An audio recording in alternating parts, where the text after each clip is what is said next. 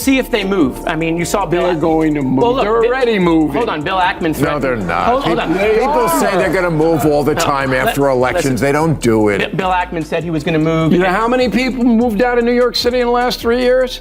600,000.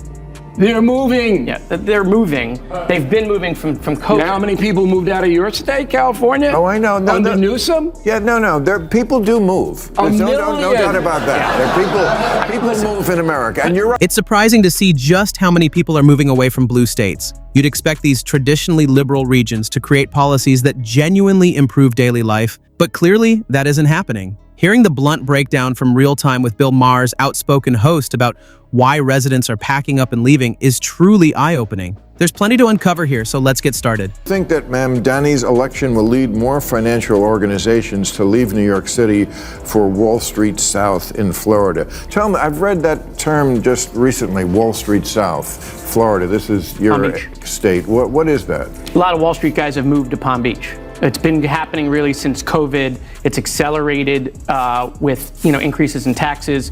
It's not just out of New York. It's New Jersey, Connecticut, it's Chicago, it's California. So they're fleeing high-tax blue states for Florida. Maher strongly raised the question of why so many businesses are leaving blue states for Florida. He didn't wait for anyone else to respond. He gave the answer right away: overwhelming taxes. But that's only the beginning. Maher explained that companies trying to grow in these liberal regions are being crushed by financial pressures that feel impossible to manage. And it's not just businesses feeling the strain. Regular people are also packing their bags. In a moment, we'll show you clips that reveal more reasons behind this steady flow of people leaving blue states and help explain what's pushing them out. Tough regulations and fast rising costs of living are just two pieces of this huge movement, and it's something worth paying attention to. This is the luckiest guy in the world that Mamdani got elected, because his district is going to explode. My house, I live 8 miles outside of Queens, has gone up 20% in value since Mamdani announced. Okay? Because people aren't going to pay the punishing taxes. New York is the highest tax state in the union. But you said your house value's gone up. Yeah, because they're moving to Nassau County. Oh, they're moving out of the city. Out of the city, and they can still take the train back in the city and not pay the millionaire's tax or whatever crazy thing this guy wants. O'Reilly points to one main reason behind the huge number of people leaving New York. The state is home to some of the wealthiest millionaires and billionaires in the country, individuals who contribute nearly 60% of the nation's tax revenue. Their presence is a major part of what keeps the city's financial system standing. So when the idea of raising taxes appeared, it wasn't just controversial. It pushed those already carrying most of the weight past their limit. As soon as O'Reilly announced that he would support a tax increase after winning the mayoral race, the reaction was swift. Wealthy residents began heading for the exits, taking their income and tax contributions with them. O'Reilly argues this didn't happen by chance. He says it was the predictable outcome of policies that place extra pressure on the very people who help New York function. What people don't understand is he can't raise the taxes unless the state okays it, and the state is not going to okay it. So this is just smoke and mirrors.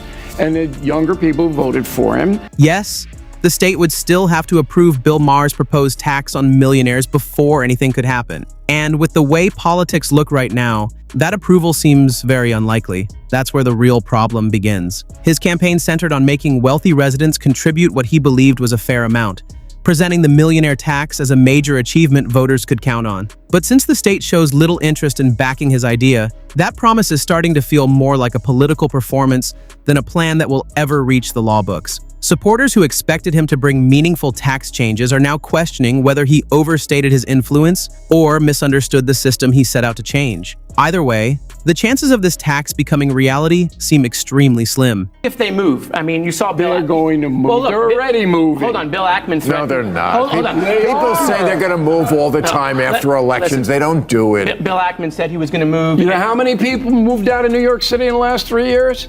600,000.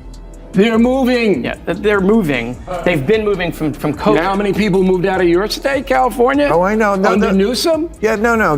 People do move. There's no doubt about that. People move in America, and you're right. Guys, it's clear that Representative Jared doesn't want to face what's right in front of him. People aren't leaving blue states because they suddenly crave excitement. They're leaving because the economic rules in these regions no longer work for them. Take New York City as an example. More than 500,000 residents have moved out, driven mostly by constant tax hikes and a business environment that feels more punishing than supportive. California tells a similar story. With some of the toughest regulations in the country, endless paperwork, and extremely high taxes, nearly 1 million people have chosen to move away. Yet Jared keeps brushing off these huge numbers, acting as if these departures are random or short-lived. But the facts are hard to ignore. Voters are sending a loud message by choosing to live elsewhere. These policies simply aren't working. How many people moved out of your state, California? Oh, I know. Under Newsom? Yeah, no. People do move. There's no doubt about that. People move in America, and you're right. No, but they're not moving because they want a better view.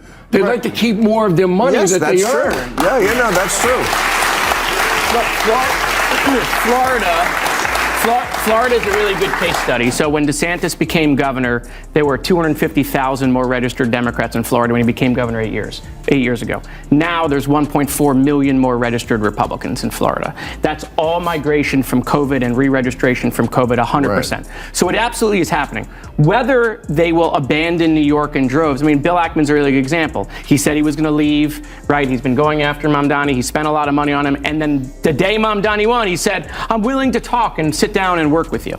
That doesn't sound like he's packing his bags. Well, it's not everybody, but look, if you're a person in New York City earning $150,000, okay, that's a lot of money for most people in the United States. That's nothing in New York City.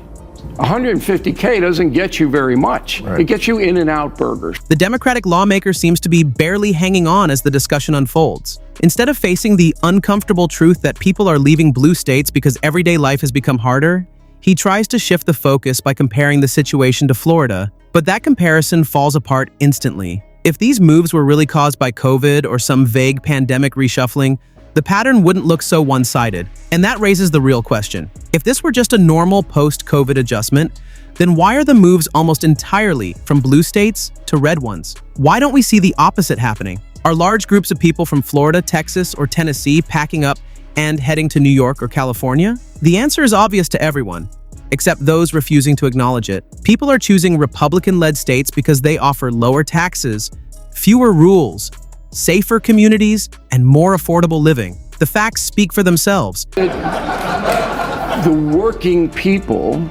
at a certain level are going to say, I'm going to the congressman's state because there's no state tax there. There's no local tax there. I get to keep more of my money. This isn't complicated. Well, I've looked at moving because I'd like to keep more of my money too. And where should Maher move? I'm not moving anywhere. I'm not moving anywhere. No? No. You're going to stay? And the taxes here are ridiculous, but it's still Southern California. Right. Okay.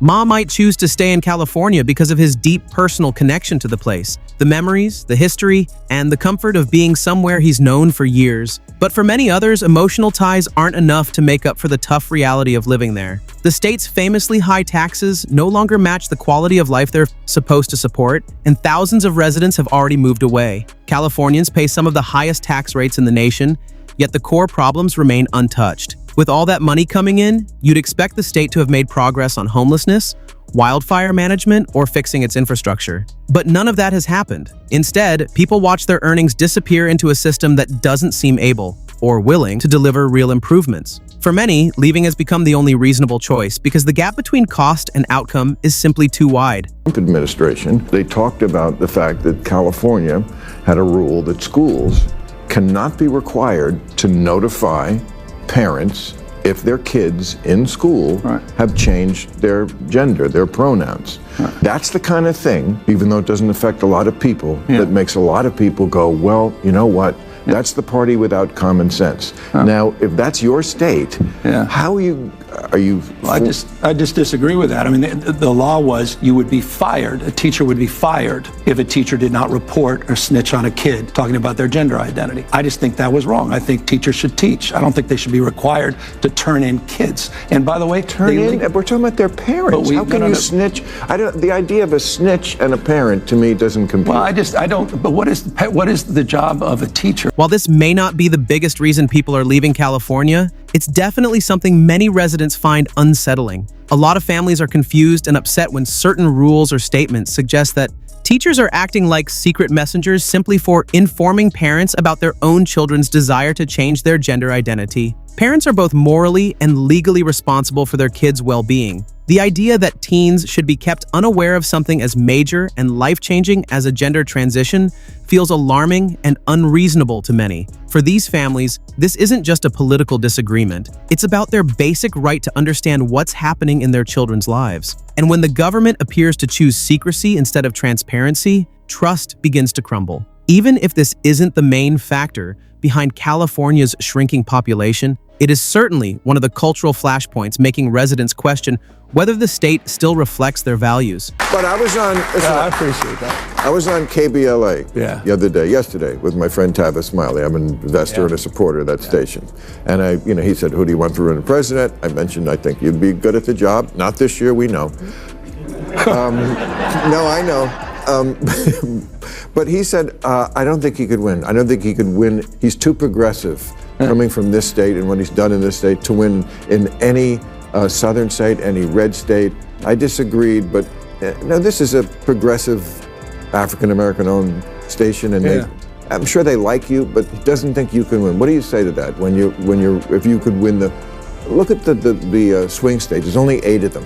Because of the way Gavin Newsom has guided California, many people are becoming increasingly disappointed in his leadership. Critics argue that if this is how he manages a single state with enormous resources and global influence, promoting him to the presidency could be risky. As a result, many Americans say they would not support him as the Democratic Party's presidential nominee. They simply don't feel confident based on his past performance, and the concern goes deeper than disagreements over his support for progressive policies. Some believe Newsom lacks the steadiness and practical judgment needed to handle the country's complex challenges. Instead of offering meaningful solutions, his opponents point to a record marked by rising costs, constant disputes over how the state is run, and a surge in homelessness. Rather than encouraging those who already feel let down and are searching for strong leadership elsewhere, the idea of him leading the entire nation leaves them uneasy. In the end, the large numbers of people leaving states like California and New York tell a larger story. High taxes, heavy regulations, and policies that seem disconnected from everyday life are pushing both residents and businesses to seek safer, more affordable,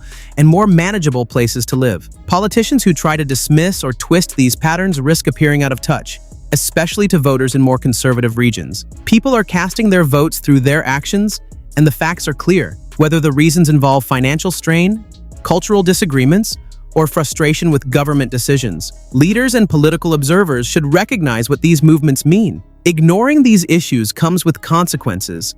States that fail to balance ambitious goals with practical solutions risk losing the very people who keep them running. More and more voters want leaders whose values and priorities match their own. These migration trends act like a mirror, showing both the successes and the failures of current policies. That wraps up today's video. If you'd like to see more content like this, make sure to hit like and subscribe to the channel. Thanks for watching, and I hope to see you again soon.